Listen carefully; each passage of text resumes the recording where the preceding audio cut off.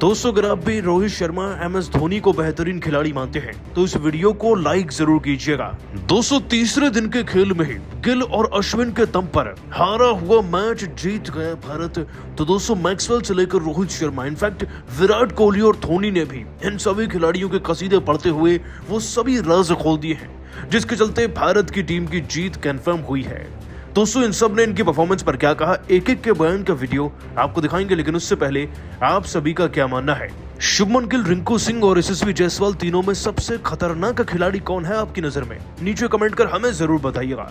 दोस्तों भारत और इंग्लैंड की टीम के बीच में चल रहे सीरीज के दूसरे टेस्ट मैच के तीसरे दिन के खेल में भारत ने जीत दर्ज ही कर डाली है। आपको बता दें कि इस मुकाबले के पहले दिन के खेल से भारत को पीछे करना नामुमकिन सा था। यशस्वी जायसवाल के 200 से ज्यादा रन की पारी भारत को जबरदस्त तरीके से बढ़त दिला चुकी थी और हमारी टीम की तरफ से दोस्तों बने पूरे 396 रन।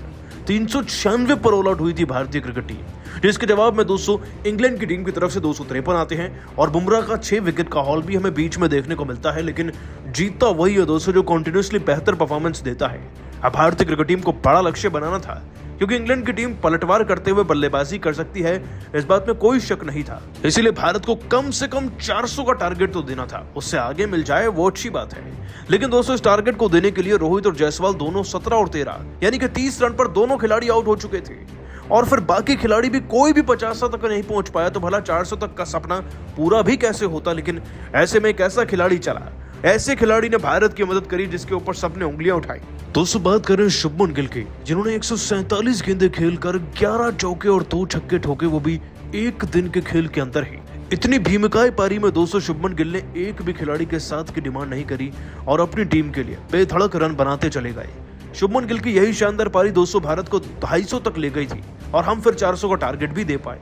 अब दोस्तों इंग्लैंड की टीम जैसा कि लक्ष्य चेज करने में सक्षम तो है ही, लेकिन इनको पहला झटका देना था बेन डकट के रूप में। आप इन्हें कोई छोटा मोटा खिलाड़ी नहीं समझिएगा, पहले टेस्ट मैच में इनका भरपूर योगदान था इंग्लैंड को जिताने के लिए। लेकिन जैसे अश्विन आते हैं, इनको इस तरीके से ट्रैप करते हैं कि दोस्तों गेंद इनके बल्ले पर लगकर सीधा विकेट के पीछे खड़े श्रीकार भारत के हाथ में जाती है और ये खिलाड़ी कैच आउट हो जाता है, मैदान में पस्त हो जाता है। और इसी तरीके से दोस्तों भारतीय क्रिकेट टीम को मिलता है वो पहला सुनहरा विकेट, जिससे जीत की दास्तान लिखी जा रही है। अब प्रदर्शन इतना शानदार है और भारत लगभग जीत ही गया है, तो खिलाड़ियों ने भी सबके कसीदे पढ़ने शुरू कर दिए हैं।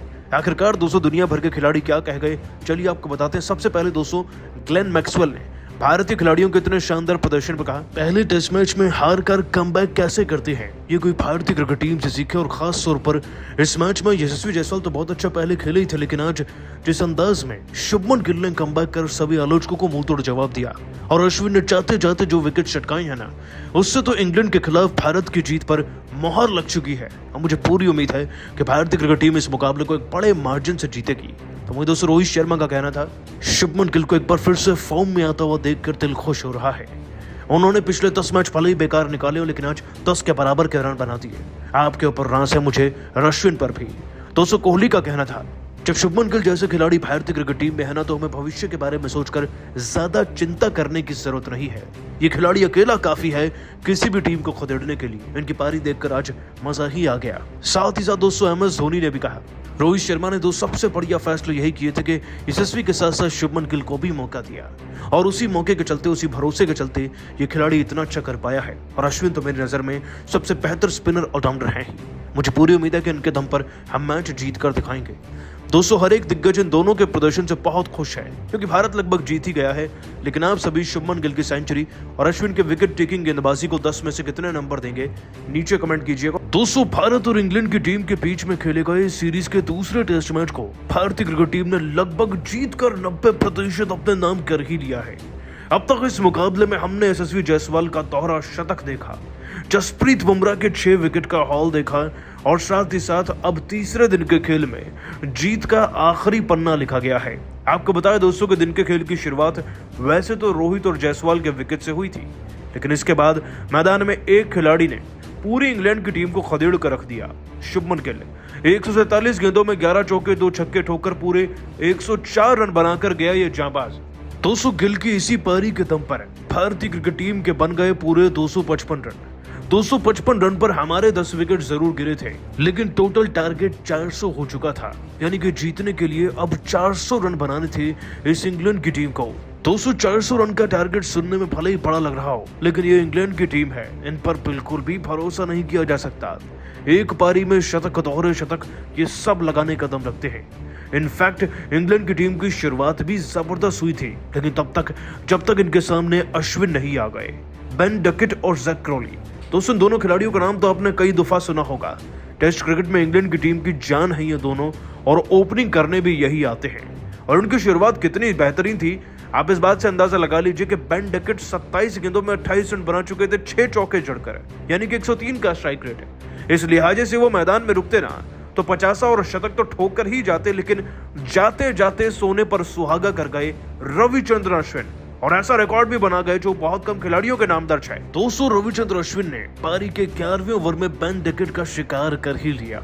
आपको बता दें कि जैसे ही 200 अश्विन के सामने बेन डकेट आए ना, इससे पहले कि वो कुछ समझ भी पाते, अश्विन अपनी चाल चल चुके थे। जी हाँ दोस्तों, जैसे ही बेन डकेट चौके पर चौका लगा रहे थे, अश्विन उनके कदमों की मूवमेंट को पढ़ रहे थे, और 200 डकेट को एक ऐसी गेंद डाली गई जो थोड़ा बाउंस ले गई थी।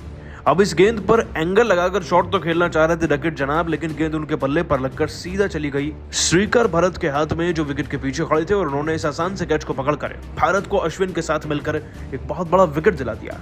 200 डकेट का विकेट मिलना इंग्लैंड की टीम के लिए एक सॉलिड सेटबैक है।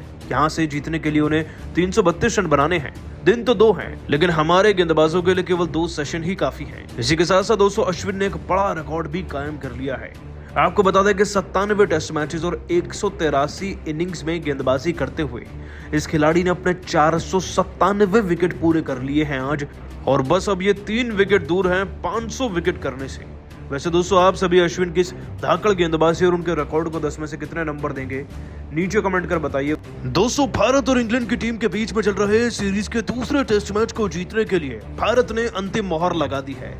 आपको बता दें कि विशाखापट्टनम के मैदान में भारतीय क्रिकेट टीम की तरफ से पहले 400 से ज्यादा रन लगे यशस्वी जायसवाल के दोहरे शतक के बल पर। उसके बाद बुमराह की जबरदस्त गेंदबाजी का नजारा भी हमने देखा, जिसमें दोस्तों हमने इंग्लैंड की टीम को 253 रन पर रोक कर रख दिया था।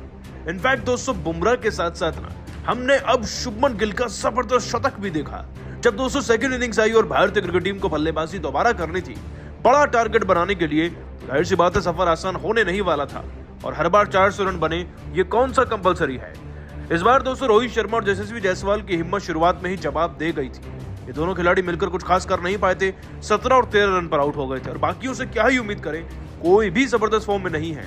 लेकिन एक खिलाड़ी को छोड़कर, एक ऐसा घोड़ा जिस पर कोई भी दाव नहीं लगा रहा था, आज सबसे तेज रफ्तार में और सबसे लंबा वही दौड़ा है। शुभमन गिल की बात कर रहे हैं दोस्तों, जिन्होंने 147 गेंदों के अंदर ना 11 चौके, 2 छक्के जड़कर पूरे 104 रन बनाए हैं।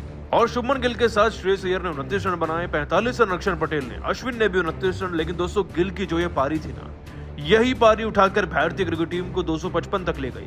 यानी कि आप अंदाजा लगाइए कि 255 में से अगर 104 निकाल दिए जाएं तो मात्र 100 के आसपास रन बनते हैं।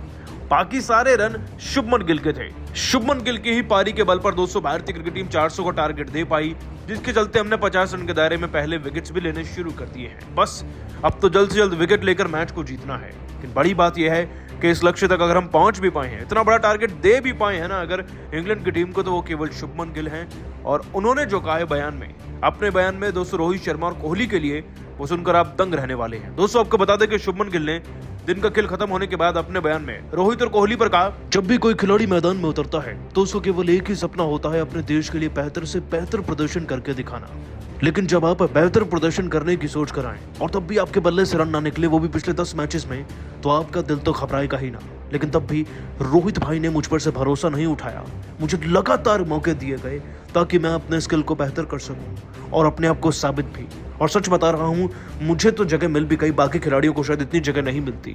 तो अगर मैं ये पारी खेल पाया, अपने देश के लिए रन्स बना पाया, तो उसका पूरा श्रेय रोहित भाई को जाता है। लेकिन दोस्तों, शतक जड़ने के साथ ही ना, जैसे ही शुभमन गिल ने बयान दिया तो उन्होंने रोहित शर्मा के पैर छूने पर भी खुलासा कर दिया है। जी हाँ दोस्तों, मैदान से बाहर जाते वक्त रोहित शर्मा के पैर छुए थे शुभमन गिल ने, और अब उन्होंने खुलासा किया कि आखिरकार उन्होंने ऐसा क्यों किया, और सुनकर शायद आपके दिल में भी इज्जत शुभमन गिल के लिए 10 गुना होने वाली है। दोस्तों, आपको बता दें कि शुभमन गिल ने अपने बयान में रोहित शर्मा के पैर छूने पर कहा, जब आप रन नहीं बनाते ना तो सबसे पहले आपके ऊपर से अपना हाथ हटाते हैं। लेकिन रोहित भाई एक ऐसे खिलाड़ी हैं, एक ऐसे इंसान है जिन्होंने लगातार मुझे मौके दिए, और टेस्ट में ही नहीं बल्कि T20 वनडे में भी उन्होंने मेरे साथ ऐसा किया।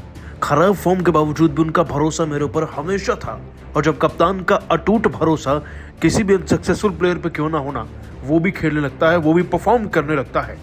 पहले मैच में घटिया प्रदर्शन और आलोचनाओं के बावजूद भी रोहित भाई ने मुझे टीम से निकाला नहीं, और उन्होंने जो ये मुझे मौके दिए हैं ना, इसी वजह से तो मैं आज इतना बेहतर प्रदर्शन भी कर पाया हूँ।